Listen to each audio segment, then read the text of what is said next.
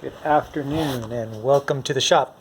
I'm not going to be on camera a whole lot, but I wanted to explain a couple issues that I found with some Mevotech ball joints. I ran into a couple issues and I'm going to go ahead and explain what I've got here and show you the problems, and then we're going to probably do a little test and show you why I've got to return them. So these are Mevotech Supreme parts. These are supposed to have the Bootstaller Tool. It says see instructions. Now there are no instructions in the actual box, so I'm assuming that the instructions mean this boot installer tool, and it says Bootstaller. See if I can get it to focus, and it shows a hammer in the top of the Bootstaller, and then lift off the hammer and you're done. So 3 steps, looks pretty darn easy. But once I started to actually use this Bootstaller, what I noticed was, first off, it bottoms out, and it's really hard to see in there, but you can't hit this hard enough to actually get the boot installed. And I'm going to demonstrate that right here. So we've got my ball joint here is installed. It's brand new. It's got the factory grease right there, and this is installed in a 1973 Chevy C10 pickup arm.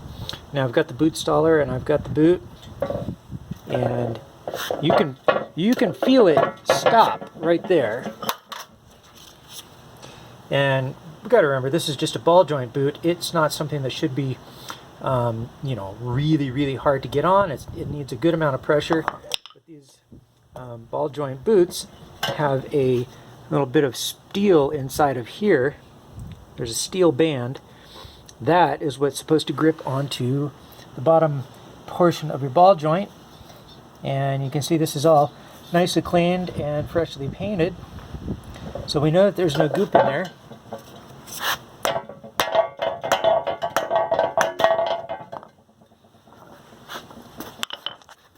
Now what I've got to do on this one is I've got to kind of prop it up.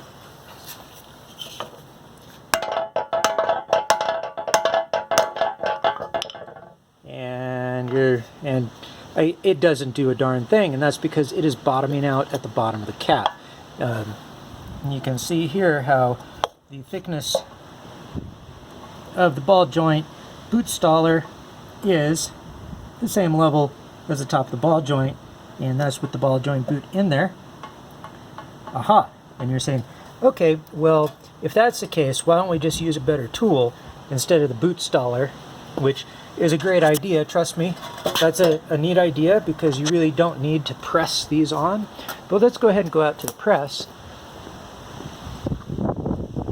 And in the press, you'll see I've got the boot in the other ball, on the other ball joint, and I've got it rigged up on a piece of pipe right here.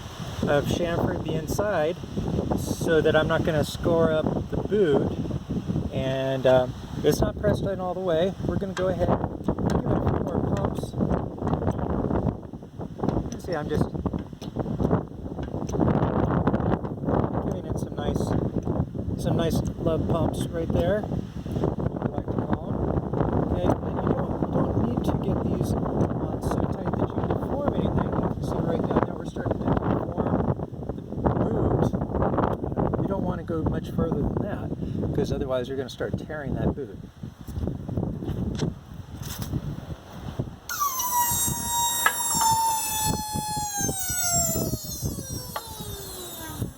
Okay, so we're going to go ahead and disassemble our rig,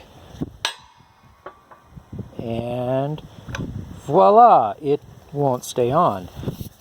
And you might think, well, oh, so we cranked that down hard enough to deform the boot, but the boot just will not stay on.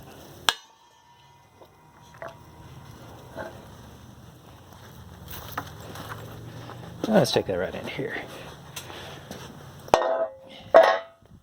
So what that means is I've got 2 ball joints from Mevotech that the boots will not stay on. You can't use their own tool, and even when you make a tool and you press them on with a 2-ton press, they won't stay on at all. And you can see inside of there, there's nothing wrong with that boot. It is just the wrong size boot and the wrong size Bootstaller tool. Thank you for watching this. I just wanted to say I got these from rockauto.com. Rock Auto generally does right by the customer, and I want to thank them for making the return process probably about as painless as you can make it for internet produced parts.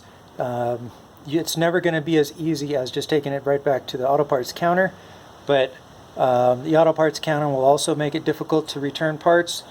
It was just unfortunate. I did reorder new ball joints and I bought Moogs, and stay tuned for another video on some issues that I've had with Moog parts.